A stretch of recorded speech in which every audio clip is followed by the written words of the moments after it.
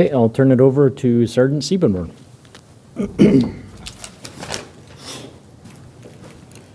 Good morning, Sergeant Andrew Siebenborn, A-N-D-R-E-W, last name spelled S-I-E-B-E-N-B-O-R-N.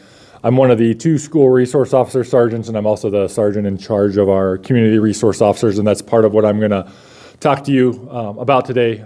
Just wanted to give the public notice that we've been working on a video project the last several months, and how this video project has come about is we have a program here at the Sioux Falls Police Department called the Community Ambassadors Program, and that program, what it is there's several community ambassadors, as we call them, about 11 or 12, and they represent many different respected leaders within our community from a variety of backgrounds, whether it's race, ethnicity, religion, sex, sexual preference. And we meet with the community resource officers and along with the community ambassadors, usually every month, sometimes every 2 months. And we really use their leadership within the communities that they represent to kind of get a pulse of what's going on in their community and how us as the Sioux Falls Police Department can better serve them. Just like I said, get some information, get an idea if there's areas that we're lacking in or if there's areas that we're really doing well in. And we started this a couple of years ago, and obviously with a lot of things that happened in the country nationwide, we've been really active with them, and we're going to be looking to continue to grow that program. But one of the things that came from meeting with the ambassadors was getting some messaging out there about some questions that folks had in the community as far as the police department. So what we asked our community ambassadors to do, originally we had the idea of potentially doing kind of just like a big town hall and taking questions live, but obviously with COVID, that put a stop to that until we could safely do that. But we still wanted to honor their request, because if we're not taking ideas from them, then we're doing them a disservice. So what we asked our ambassadors to do was to go back to their respective communities, get some questions from them. And we didn't want easy questions. We wanted some questions that are maybe going to test us a little bit, maybe some questions that are going to be uncomfortable by nature to answer, maybe some things that we just haven't thought about. Bring those questions back to us, and we'd look to get a series of videos that answer the questions. So we do have that series of videos coming out there. Our first one's going to post tomorrow at roughly around 3 o'clock.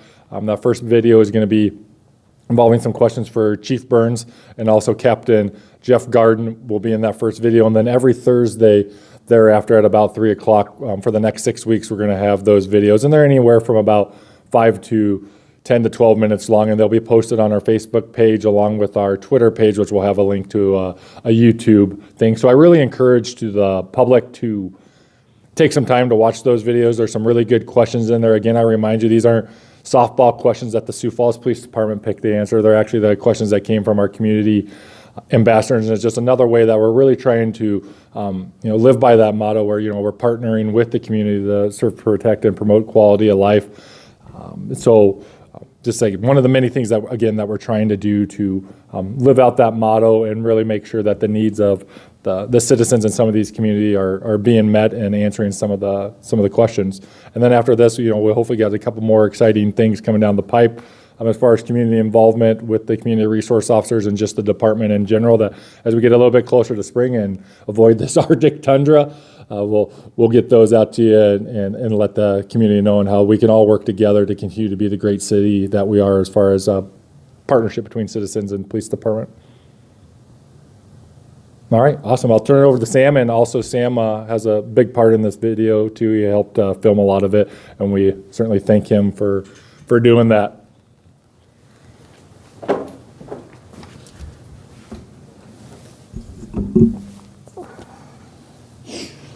Okay, on the log, I don't really have much. The arson, that was a house fire that was found late last night in the 1700 block of South 7th Avenue.